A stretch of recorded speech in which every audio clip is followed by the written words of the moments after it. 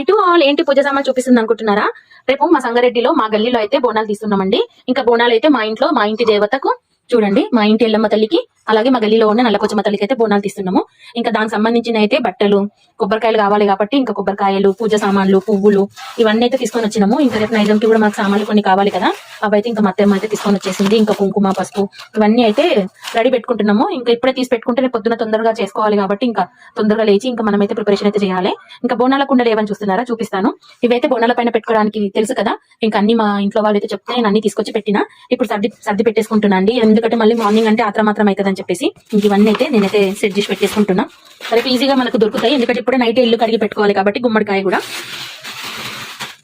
ఇవేమో కుడుకలు, ఇంకా బియ్యం కూడా అన్ని తీసి పెట్టుకుంటా. ఇవైతే బోనాలే అండి, ఇప్పుడే కడిగినా, ఇంకా తుడవాలి కొంచెం సేపు అయినాకైతే తుడుస్తా. 4 బోనాలు, మా ఇంటి దేవతకు 2, నల్లపోచమ్మ తల్లికి 2, ఇంకొకటేమో జలకడవ. ఇవన్నీ అయితే ఇక్కడ క్లీన్ చేసి పెట్టుకున్నా.